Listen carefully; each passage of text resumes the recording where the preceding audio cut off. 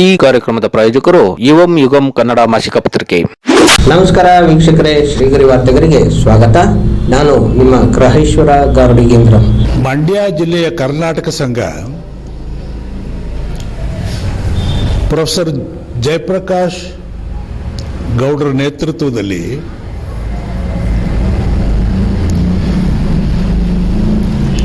ಅನೇಕ ಜನನಾಯಕರುಗಳ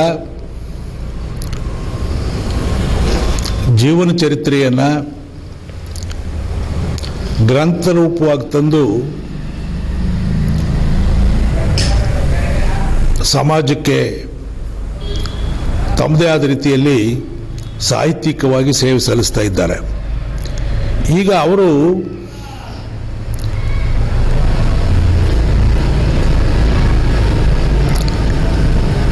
ಮನೆ ಮಾದೇಗೌಡ ಅನ್ನೋ ಖ್ಯಾತಿ ಬಂದಿರೋದ್ರಿಂದ, ರಾಜ್ಯ ಸರ್ಕಾರವು ಗುರುತಿಸಿ ಪ್ರಶಸ್ತಿ ಕೊಟ್ಟಿರೋದ್ರಿಂದ, ಆದಿಚುಂಚನಗಿರಿಯು ಕೂಡ ಚುಂಚಶ್ರೀ ಪ್ರಶಸ್ತಿ, ಹೀಗೆ ಅನೇಕ ಪ್ರಶಸ್ತಿಗಳು ಬಂದಿದ್ದರಿಂದ ಸಾಧನೆಗಳನ್ನು ಪಟ್ಟಿ ಮಾಡ್ತಕ್ಕಂಥ ಕಾರ್ಯಕ್ರಮವನ್ನು ಅವರು ಹಾಕ್ಕೊಂಡಿದ್ದಾರೆ. ಇವತ್ತು ಆ ಸಾಧನೆ ವಿಚಾರದಲ್ಲಿ ಒಂದು ಭಾಗವನ್ನು ಪರಿಚಯ ಮಾಡಿಕೊಳ್ಳಿಕ್ಕೆ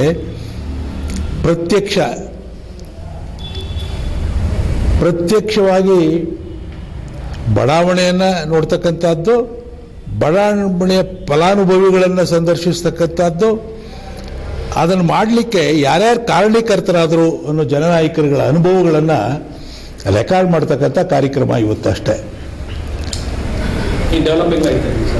ಇದು ಕುಂಬಾರಕೊಪ್ಪಲಿನ ಪಕ್ಕದಲ್ಲೇ ಇರ್ತಕ್ಕಂಥ ಈಗಿನ ಜಯದೇವ ಹೃದ್ಯೋಗ ಆಸ್ಪತ್ರೆ ಹಿಂಭಾಗದಲ್ಲಿ ಇರ್ತಕ್ಕಂಥ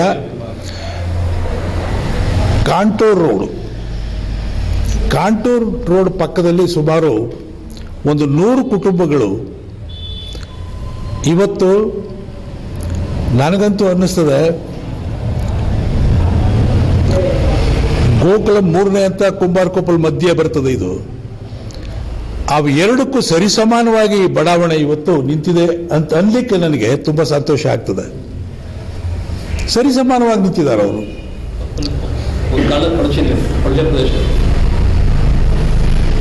ಪ್ರಾರಂಭದಲ್ಲಿ ಅದು ಕೊಳಚೆ ಪ್ರದೇಶ ಡಿಕ್ಲೇರ್ ಆಗಿತ್ತು. ಮೈಸೂರು ನಗರದ 30-40 ಕೊಳಚೆ ಪ್ರದೇಶಗಳಲ್ಲಿ ಇದು ಒಂದಾಗಿತ್ತು. ಯಾವಾಗ 1980ರ ದಶಕದಲ್ಲಿ ಗೋಕುಲಂ 3ನೇ ಹಂತಕ್ಕೂ ಕುಂಬಾರಕೊಪ್ಪಲ್ಗೂ ಸಂಪರ್ಕ ರಸ್ತೆಯೇ ಇರಲಿಲ್ಲ. ಆ ಸಂಪರ್ಕ ರಸ್ತೆ ಆಗಿ ಕಾಂಟೂರ್ ರೋಡ್ ಬಂದ ಮೇಲೆ ಸ್ಯಾನಿಟೋರಿಯಂನಿಂದ ಉಳಿದ ಭಾಗ ಏನಿತ್ತು ಅದೆಲ್ಲವೂ ಕೂಡ ಸ್ಲಮ್ ಆಗಿ ಪರಿವರ್ತಿತವಾಗಿ ಸುಮಾರು 106 ಕುಟುಂಬಗಳಲ್ಲಿ ವಾಸ ಇದ್ಬಿಟ್ರು, ಗುಡಿಸಲುಗಳನ್ನ ಹಾಕೊಂಡು. ಆದರೆ ಅದನ್ನು ಅಭಿವೃದ್ಧಿ ಮಾಡಬೇಕು ಅಂದಾಗ ಸ್ಲಮ್ ಕ್ಲಿಯರೆನ್ಸ್ ಬೋರ್ಡಿಂದ ಸುಮಾರು ಈ ಭಾಗಕ್ಕೆ 40 ಲಕ್ಷ ರೂಪಾಯಿಗಳು ಮಂಜೂರು ಕೂಡ ಆಯಿತು.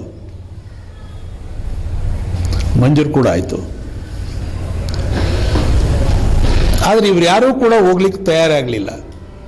ಕಾರಣ ಏನು ಅಂದರೆ, ಹೊಸದಾಗಿ ಗುರುತಿಸಿರೋ ಪ್ರದೇಶದಿಂದ ಉದ್ಯೋಗವನ್ನು ಆರಿಸಿ ನಗರಕ್ಕೆ ಬರೋದು ದುಸ್ಸಾಹಸ ಆಗ್ತದೆ, ಜೀವನ ಮಾಡೋದು ಕಷ್ಟ ಆಗ್ತದೆ ಅಂತಕ್ಕಂಥದ್ದು ಅವತ್ತು.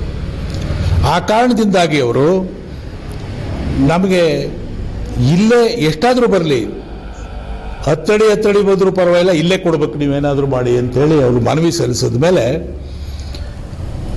ಈ ಪ್ರದೇಶವನ್ನು ಯೋಜನಾಬದ್ಧ ಪ್ರದೇಶವಾಗಿ ರೂಪಿಸಲಿಕ್ಕೆ ಅಂದು ನನ್ನ ಜೊತೆ ಪ್ರಮುಖವಾಗಿ ಕಾರ್ಪೊರೇಟರ್ ಆಗಿದ್ದಂಥ ಲಲಿತಮ್ಮನವರು, ನಂತರ ಕಾರ್ಪೊರೇಟರ್ ಆದಂಥ ಶಿವಮಾಧುರವರು, ಅಂಗಡಿ ಶಿವಮಾಧು ಅಂತೇಳಿ ಅವರು ಆವತ್ತು ನನ್ನ ಜೊತೆ, ನಾನು ಕಾಂಗ್ರೆಸ್ ಅಧ್ಯಕ್ಷ ಆಗಿದ್ದಂಥ ಸಂದರ್ಭದಲ್ಲಿ ನನ್ನ ಜೊತೆ ಬ್ಲಾಕ್ ಅಧ್ಯಕ್ಷರಾಗೂ ಕೆಲಸ ಮಾಡಿದ್ರು ಅವರು. ಇವರೆಲ್ಲರೂ ಮುಖಂಡತ್ವದಲ್ಲಿ ಈ 106 ಕುಟುಂಬಗಳನ್ನು ಸಂಘಟನೆ ಮಾಡಿ ಹೇಗೆ ಅಭಿವೃದ್ಧಿ ಮಾಡೋದು ಅಂತಕ್ಕದ್ದು, ಅದು ಒಂದು ಬಹುಶಃ ಬಡತನ ನಿರ್ಮೂಲನೆ ಮಾಡಬೇಕು ಅಂತ ನಾವೇನು ಸಂಕಲ್ಪ ಮಾಡ್ತೀವಿ, ಅದಕ್ಕೆ ಇದು ಮಾದರಿ ಏನೋ ಅಂತ ಅನ್ನೋ ಭಾವನೆ ಇದೆ. ಅದಕ್ಕಾಗಿ ನಾನು ಇವತ್ತು ಈ ಪ್ರದೇಶಕ್ಕೆ ಪ್ರತ್ಯಕ್ಷವಾಗಿ ನೀವು ಬರ್ತಕ್ಕಂಥದ್ದು, ನೋಡ್ತಕ್ಕಂಥದ್ದು, ಫಲಾನುಭವಿಗಳ ಸಮ್ಮುಖದಲ್ಲೇ ಅವರ ಅನುಭವಗಳನ್ನು ಕೇಳ್ತಕ್ಕಂಥದ್ದು, ಆ ಕಾರ್ಯಕ್ರಮವನ್ನು ನಾನು ಇವತ್ತು ಇಲ್ಲಿ ಏರ್ಪಾಡು ಮಾಡಿದ್ದು. ಶಿವಮಹಾದೂರವರು ಇದ್ದಾರೆ, ಲಲಿತಮ್ಮನವರ ಅವತ್ತು ಕಾರ್ಪೊರೇಟರ್ ಆಗಿದ್ದ ಅವ್ರ ಮಗ ಅವರು ಕೂಡ ಇಲ್ಲೇ ಇದ್ದಾರೆ. ಈ ಅನುಭವ ಇದೆಯಲ್ಲ, ಅದು ನನಗೂ ಕೂಡ ಹೆಮ್ಮೆ ಅಂತ ಅನ್ನಿಸ್ತದೆ. ಇದು ಆವತ್ತು ನಾವು 10 ಅಡಿ 12 ಅಡಿ ಬಂದಂಥ ಜಾಗನೂ ಅವರು ಕೊಟ್ಟಾಗ ಪಾಯ ತೋಡೋಕ್ಕೂ ಅನೇಕರಿಗೆ ಶಕ್ತಿ ಇಲ್ಲ. ಮನೆ ಕಟ್ಟೋದಿರಲಿ, ಆದರೆ ಅದೆಲ್ಲ ಹಳ್ಳ ಪ್ರದೇಶ ಬೇರೆ. ಆ ಹಳ್ಳ ಪ್ರದೇಶವನ್ನು ಭರ್ತಿ ಮಾಡಲಿಕ್ಕೆ ಕಾರ್ಪೊರೇಷನ್ ಅಲ್ಲಿ ಆಗ ಕಮಿಷನರ್ ಆಗಿದ್ದಂಥ ಇಬ್ರಾಹಿಂರವರು ನಾವು ಸ್ಮರಿಸ್ಕೊಳ್ಬೇಕಾಗ್ತದೆ. ಅಧಿಕಾರಿಗಳ ಕೆಲಸನೂ ಕೂಡ ಅವರು ನಗರ ಪಾಲಿಕೆಯಲ್ಲಿ ಇದಕ್ಕೆಲ್ಲ ದುಡ್ಡು ಕೊಡೋದಕ್ಕೆ ಅವಕಾಶ ಇಲ್ಲ ಅಂತಂದಾಗ ನಾವು ಹೇಳಿದ್ದೇನು ಅಂದರೆ, ಮೈಸೂರು ನಗರದಲ್ಲಿ ಎಲ್ಲೆಲ್ಲಿ ಕಟ್ಟಡಗಳು ಕಟ್ತಾ ಇದ್ದಾರೆ, ಪಾಯ ತೆಗೆದಿದ್ದಾರೆ, ಆ ಮಣ್ಣು ಏನದ ಅದೆಲ್ಲನೂ ಇಲ್ಲಿಗೆ ಡಂಪ್ ಮಾಡಿ ಆಗಿ ಅಂತೇಳಿ ಸುಮಾರು ಒಂದು 500 ಲಾರಿಯಷ್ಟು ಮಣ್ಣನ್ನು ಡಂಪ್ ಮಾಡಿ ಹಳ್ಳ ಪ್ರದೇಶವನ್ನು ತುಂಬಿದರು. ಅದು ದೊಡ್ಡ ಸಾಧನೆ. ಅದು ರಾತ್ರಿ ಎಲ್ಲ ನಿಂತ್ಕೊಂಡು ಅದನ್ನು ಭರ್ತಿ ಮಾಡಿಸಿದ್ದೀವಿ ನಾವು. ಟೀ ಕುಡ್ಕೊಂಡು ರಾತ್ರಿ ಎಲ್ಲ ಇದು ನಿಜವಾದ ಅನುಭವ. ಇವತ್ತು ಅವರೆಲ್ಲರೂ ಕೂಡ ಎಷ್ಟು ಸಂತೋಷವಾಗಿ ಮಾತನಾಡ್ತಾ ಇದ್ದಾರೆ ನೋಡಿ ಅಲ್ವಾ. ಆಮೇಲೆ ಪಾಯ ಏನೋ ತೋಡ್ಬಿಟ್ರು, ಕೆಲವ್ರು ಬೇಸ್ಮೆಂಟ್ ಹಾಕ್ಬಿಟ್ರು, ಕೆಲವ್ರಿಗೆ ಅದು ಅಸಾಧ್ಯ ಆಗಲಿಲ್ಲ. ಆ ಸಂದರ್ಭದಲ್ಲಿ ಭಾರತ ಸರ್ಕಾರ ಮತ್ತು ಕರ್ನಾಟಕ ಸರ್ಕಾರದಲ್ಲಿ ಯಾವ್ಯಾವ ಯೋಜನೆಗಳಿದ್ದೋ ಅವೆಲ್ಲವನ್ನು ಕೂಡ ಪೋಲ್ ಮಾಡಿ ಇವತ್ತು ಭವ್ಯ ಬಡಾವಣೆಯಾಗಿ ರೂಪಿಸ್ಲಿಕ್ಕೆ ಸಾಧ್ಯ ಆಗಿದೆ. ಇದರಲ್ಲಿ ಒಬ್ಬೊಬ್ಬರ ಅನುಭವವನ್ನು ಕೇಳೋದಲ್ಲ, ಅದು ನಿಜವಾಗಿಯೂ ಕೂಡ ಸಂತೋಷ ಕೊಡ್ತಕ್ಕಂಥದ್ದು. ಅದಕ್ಕಾಗಿ ಇದನ್ನು ಏರ್ಪಾటు ಮಾಡಿದೆ. ಇದು ಒಂದು ಪ್ರಬಂಧದಲ್ಲಿ ಒಂದು ಲೇಖನವಾಗೂ ಬರ್ಬೋದು, ಬಟ್ ಇದು ಒಂದು ಬೇರೆಯವರಿಗೆ ಮಾರ್ಗದರ್ಶನ. ಅದು ಇದರಲ್ಲಿ ಬಹಳ ಮುಖ್ಯವಾಗಿ ನಾವು ಗಮನಿಸಬೇಕಾದ್ದು ಅಂದರೆ, ಈ ಫಲಾನುಭವಿಗಳೆಲ್ಲರೂ ಕೂಡ ಒಟ್ಟಾದದ್ದು, ಸಂಘಟನೆ ಆದದ್ದು. ಅದು ಬಹಳ ದೊಡ್ಡ. ಮತ್ತೆ ಜನನಾಯಕರೇ ಅಂತ ಅನ್ನಿಸ್ಕೊಳ್ಳೋರು ಈ ಭಾಗದಲ್ಲಿ ಶಿವಮಾಧವ್ ಆಗ್ಬೋದು, ಲಲಿತಮ್ಮ ಆಗ್ಬೋದು, ಅವರೆಲ್ಲರೂ ಕೂಡ ನಿಂತು ಯಾವುದೇ ಸ್ವಾರ್ಥ ಇಲ್ಲದೆ ಅವ್ರಿಗೆ ಅದನ್ನು ಒದಗಿಸ್ತಕ್ಕಂಥ ಕೆಲಸ ಮಾಡಿದ್ರಲ್ಲ, ಎಲ್ಲ ಸೌಲಭ್ಯಗಳನ್ನು ಒದಗಿಸೋ ಕೆಲಸ ಮಾಡಿದ್ರಲ್ಲ, ಅದು ಭಾಳ ಮಾದರಿಯಾದಂಥದ್ದು. ಆ ವಿಚಾರಕ್ಕೆ ಇದು ಗೊತ್ತಾಗಲಿ ಅಂತೇಳಿ. ಈಗ ಉದಾಹರಣೆಗೆ ಈ ಪ್ರದೇಶ ಸೃಷ್ಟಿಯಾದದ್ದು ಕೂಡ ಒಂದು ಸಂದರ್ಭವನ್ನು ಅವಲಂಬಿಸ್ತದೆ. ಈ ಪ್ರದೇಶ ಸೃಷ್ಟಿಯಾದದ್ದು ಯಾವಾಗ ಅಂದರೆ, ನಾನು ಹೇಳಿದಾಗೆ ಈ ಕಡೆ ಗೋಕುಲಮು 3ನೇ ಅಂತ, ಈ ಕಡೆ ಕುಂಬಾರಕೊಪ್ಪಲು, ಅವೆರಡಕ್ಕೂ ಮಧ್ಯೆ ಒಂದು ಹೆಬ್ಬಳ್ಳ, ದಾಟ್ಲಿಕ್ಕೂ ಸಾಧ್ಯ ಇಲ್ಲ ಅನೇಕ ತಿಂಗಳುಗಳು ಮಳೆ ಬಿದ್ದಾಗಂತೂ. ಅಂಥ ಪರಿಸ್ಥಿತಿ ಇದ್ದಂಥದ್ರಲ್ಲಿ ಆ 2 ಬಡಾವಣೆಗಳನ್ನು ಕನೆಕ್ಟ್ ಮಾಡಲಿಕ್ಕೆ ಕಾಂಟೂರ್ ರೋಡು ಮಧ್ಯೆ ಅಡ್ಡ ಆದದ್ದು PK ಸ್ಯಾನಿಟೋರಿಯಂ ಜಾಗ. ಆ ಜಾಗದಲ್ಲಿ ನುಗ್ಗಿ ರಸ್ತೆ ಮಾಡಿ ಈ ಪ್ರದೇಶ ಸೃಷ್ಟಿಯಾದದ್ದು. ಅದರಿಂದ ಇವೆಲ್ಲವನ್ನೂ ಕೂಡ ಆವಾಗಲೂ ಕೂಡ ಸರ್ಕಾರ ಅದೇನೇ ಆಗಲಿ, ಕಾನೂನು ಏನಾದರೂ ಆಗಿದ್ದಲ್ಲಿ ಸರ್ಕಾರ ಕೂಡ ನಮ್ಮ ಜೊತೆ ಆ ರಸ್ತೆ ಆಗಲಿಕ್ಕೆ ಸಹಕರಿಸ್ತು. ವಿಶ್ವಸ್ತ ಮಂಡಳಿ ಕೂಡ ಸಹಕರಿಸ್ತು ನಮ್ಮ ಜೊತೆಲಿ. ಇವನ್ನೆಲ್ಲ ನಾವು ಗಮನದಲ್ಲಿಟ್ಕೊಂಡು ಈ ಕಾರ್ಯಕ್ರಮವನ್ನು ಏರ್ಪಾಡು ಮಾಡಿದ್ದು. ಬಹುಶಃ ನನ್ನ ಪಕ್ಕದಲ್ಲಿ ಶಿವಮಾಧವ್ ಅವರಿದ್ದಾರೆ, ಚೇತನ್ ಅವರಿದ್ದಾರೆ, ಅವನು ನೀವು ಇಂಟರ್ವ್ಯೂ ಮಾಡಿ. ಮತ್ತು ಈ ಪ್ರದೇಶದ ಅಂದು ಕಾರ್ಯದರ್ಶಿಯಾಗಿದ್ದಂಥ ಗೋಪಾಲ್ ಇದ್ದಾರೆ, ಶೋಭಾ ಅವರಿದ್ದಾರೆ. ಒಂದು 2 ಮಾತು ರೆಕಾರ್ಡ್ ಮಾಡಿ. ಈ ಪ್ರದೇಶಕ್ಕೆ PK ಸ್ಯಾನಿಟೋರಿಯಂ ಕೊಳಚೆ ಪ್ರದೇಶ ಅಂತೇಳಿ ಇದನ್ನು ಕೊಳಚೆ ನಿರ್ಮೂಲನಾ ಮಂಡಿಯವರು ಇದನ್ನು ಡಿಕ್ಲೇರ್ ಮಾಡಿದ್ದು. ಇಲ್ಲಿ ವಾಸ ಮಾಡುವಂಥವರು 16-26 ಜಾತಿಗಳು, ಒಂದೇ ಜಾತಿ ವರ್ಗದವರಲ್ಲ. ಯಾರಿಗೆ ಮನೆಗಳಿಲ್ಲ, ಗುಡಿಸ್ಲಿಲ್ಲ, ವಾಸ ಮಾಡೋಕ್ಕೆ ಯೋಗ್ಯವಿಲ್ಲದವರು ಬಂದದ್ದು ಇಲ್ಲಿಗೆ. ಆ ಬಂದಾಗ ಎಲ್ಲವೂ ಅಲ್ಲೇ ಹೋಗ್ತಿತ್ತು. ಸ್ನಾನ ಮಾಡೋದ್ರಿಂದ ಹಿಡಿದು ಅವರು ಇದು ಅವ್ರ ಟಾಯ್ಲೆಟ್ ಎಲ್ಲ ಪ್ರದೇಶವೇ ಆ ರೀತಿ ಇದ್ದಂಥ ಜಾಗ ಆವತ್ತು ಬಂದಾಗ. ಕೆಲವ್ರಿಗೆ ಶಕ್ತಿ ಇಲ್ಲದಂತೆ ಶೆಡ್ಗಳನ್ನ ಗರಿನಲ್ಲಿ ಕಟ್ಕೊಂಡು ಅಲ್ಲಿ ವಾಸ ಇದ್ರು. ಆವಾಗ ಆ ರೋಡನ್ನು ಈ ಹಿಂದೆ ಮಾದೇಗೌಡರ ಕಾಲದಲ್ಲಿ CITB ಚೇರ್ಮನ್ ಆಗಿದೆ, ಆ ರೋಡು ಥ್ರೂ ಮಾಡಿದರು. ಆ ರೋಡ್ನೇ ಇಟ್ಕೊಂಡು ನಾವು ಆ ರೋಡು 60 ಅಡಿ ರೋಡ್ನ ನಾವು ಬಿಟ್ಟು ಗೌಡ್ರ ಹತ್ರ ಹೋಗಿ ಕೇಳಿದಾಗ ಒಂದ್ಸರಿ ಹೇಳಿದ್ರು, ಅದೇನು ಮಾಡ್ತೀವಿ ಮಾಡು ಅಂದರು. ನಾವು ಪೂರ್ಣ ಅವತ್ತು ಯಾಕೆ ಊರಿನ ಸಹಕಾರಗಳಿಂದಂತೆ ಯಾವುದೂ ಆಗೋದಿಲ್ಲ, ಒಬ್ಬರ ಸಹಕಾರದೆಲ್ಲ ಮಾಡೋಕ್ಕೆ. ನಾನು ಈ ಥರ ಮಾಡಬೇಕು ಅಂತ ಇದ್ದೇನೆಂದರೆ ಅವರು ನಗರ ಕಾಂಗ್ರೆಸ್ ಅಧ್ಯಕ್ಷರಾಗಿದ್ದರು, ನಾನು ಬ್ಲ್ಯಾಕ್ ಕಾಂಗ್ರೆಸ್ ಅಧ್ಯಕ್ಷರಾಗಿದ್ದೆ. ಆ ಪೀರಿಯಡಲ್ಲಿ ಲಲಿತಮ್ಮ ಅವರು ಕಾರ್ಪೊರೇಟರ್ ಆಗಿದ್ದರು.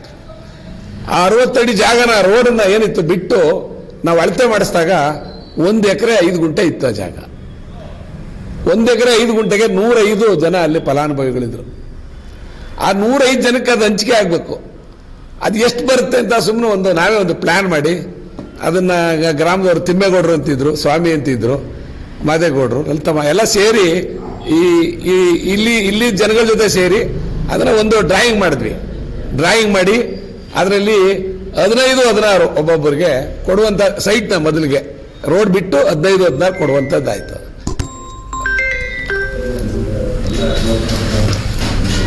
ಕೊಟ್ಟ ಮೇಲೆ ಹೇಳ್ದಂಗೆ ಯಾರಿಗೂ ಶಕ್ತಿ ಇರಲಿಲ್ಲ. ಅಲ್ಲೇ ಕಾಡ್ಗಲ್ ಹಾಕಿ ಅಲ್ಲೇ ಪಾಯ ತೆಗೆದು ಕೆಲವರು ಬೇಸ್ಮೆಂಟ್ ಹಾಕೊಂಡ್ರು, ಕೆಲವರು ಗುಡಿಸಲಿದ್ರು. ಗುಡಿಸಲು ಹೋಗ್ಬೇಕು ಅನ್ನೋದೇ ಅವರ ಉದ್ದೇಶ ಆಗಿದ್ದರಿಂದ ನಾವು ಅವ್ರಿಗೆ ಸುಮಾರು ಪ್ರೆಷರ್ ಹಾಕ್ತೀವಿ. ಆಗ ಅವರು ಸಾಲ ಸೋಲ ಮಾಡಿ ಫೌಂಡೇಶನ್ಗಳನ್ನ ಟೆಂಪ್ರವರಿಯಾಗಿ ಹಾಕೊಂಡ್ರು. ಆ ಕಾಲಕ್ಕೆ ಕಾರ್ಪೊರೇಷನಿಂದ ಕಾರ್ಪೊರೇಟರ್ ಇದ್ರು ಲಲಿತಮ್ಮ ಅವರು, ಇವರು ನಗರ ಅಧ್ಯಕ್ಷರು ಕಾಂಗ್ರೆಸ್ ಅಧ್ಯಕ್ಷರಾಗಿದ್ದರು, ನಾನು ಬ್ಲ್ಯಾಕ್ ಅಧ್ಯಕ್ಷ ಆಗಿದ್ದೆ. ಇವರ ಲೆಟರ್ ಆಧಾರದ ಮೇಲೆ ನಾವು ಅಲ್ಲಿಂದ ಗೋಪಾಲ್ ಹೇಳ್ದಂಗೆ 11 ಲಕ್ಷ ಚಿಲ್ಲರೆದು ಹಣನ ನಾವು ಅಲ್ಲಿಂದ ಸ್ಯಾಂಕ್ಷನ್ ಮಾಡಿಸಿ ಕೊಟ್ಟರು. ಅದರಲ್ಲಿ ಬಂದಂಥ ಸೀಟ್ಸು ಹಾಕೊಳ್ಳೋಕ್ಕೆ, ಅವತ್ತು ಸೀಟ್ಸ್ ಹಾಕೊಳ್ಳೋಕ್ಕೆ ಅದೊಂದು ಕಾರ್ಯಕ್ರಮ. ಅವರೆಲ್ಲ ಇಲ್ಲೇ ಪರ್ಮನೆಂಟಾಗಿ ಶೆಡ್ಗಳು ತೆಗೆದು AC ಸೀಟ್ ಹಾಕೊಂಡು ಅಲ್ಲಿ ವಾಸ ಮಾಡ್ತಾಯಿದ್ರು.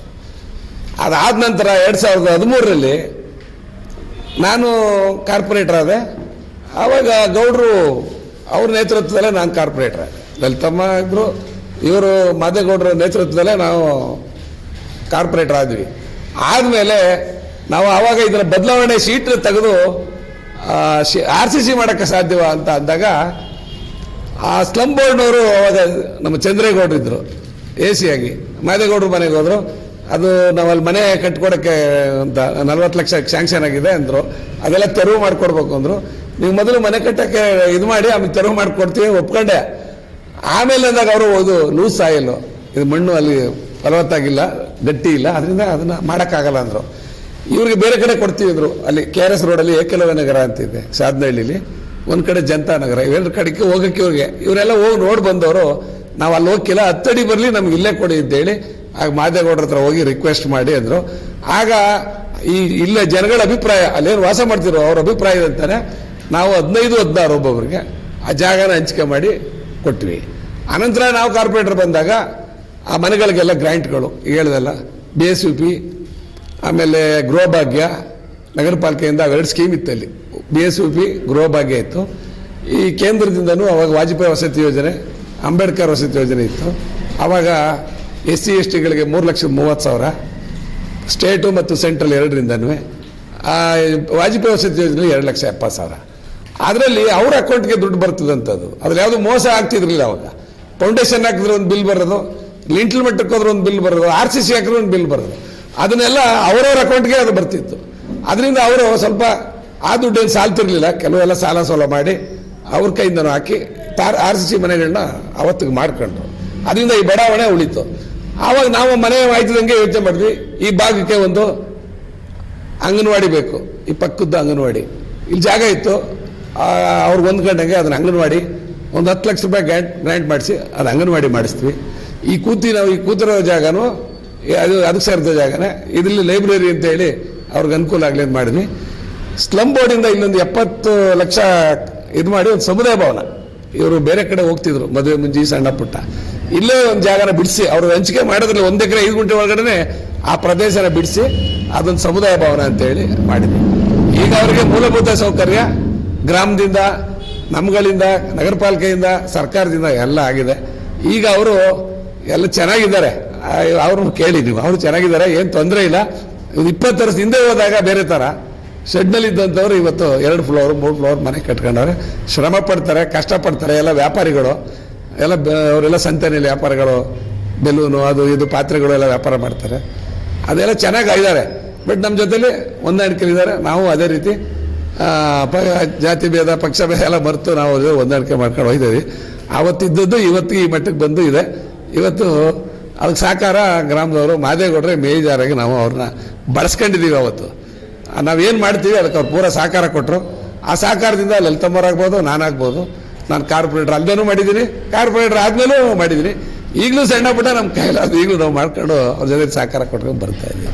ಊರಿನ ವಿಚಾರ ಅಂದರೆ ನಮಗೆ ಯಾವುದೇ ಆಗಲಿ ನಾವು ಮುಂದಾಗಿರ್ತೀವಿ ಒಂದು ಸ್ವಲ್ಪ ಹೆಚ್ಚು ಕಡಿಮೆ ಅಂಥೇಳಿ ಮಾದೇಗೌಡರು ಏನು ಹೇಳಿದ್ರು ಅದು ಎಲ್ಲ ಸತ್ಯವಾದ ಮಾತು. ಮೊದಲಿಗೆಲ್ಲ ನಡ್ಕೊಂಡು ಬಂದಂಥದ್ದು.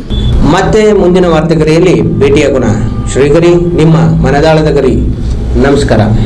ಶ್ರೀಗರಿ, ನಿಮ್ಮ ಮನದಾಳದ ಗರಿ. ಶ್ರೀಗರಿ, ನಿಮ್ಮ ಭಾವನೆಗಳ ಗರಿ. ಶ್ರೀಗರಿ, ನಾಡಿನ ಹೆಮ್ಮೆಯ ಗರಿ. ಮನೆ ಮನಗಳ ಗರಿದು ಶ್ರೀಗರಿ, ತನು ಮನ ಧನಗಳ ಗರಿದು ಶ್ರೀಗರಿ, ವಿಶ್ವದ ದೇಶದ ನಾಡಿನ ಗರಿದು ಶ್ರೀಗರಿ. ಶ್ರೀಗರಿ ಶ್ರೀಗರಿ ಶ್ರೀಗರಿ ಶ್ರೀಗರಿ ಶ್ರೀಗರಿ, ನಿಮ್ಮ ಮನದಾಳದ ಗರಿ.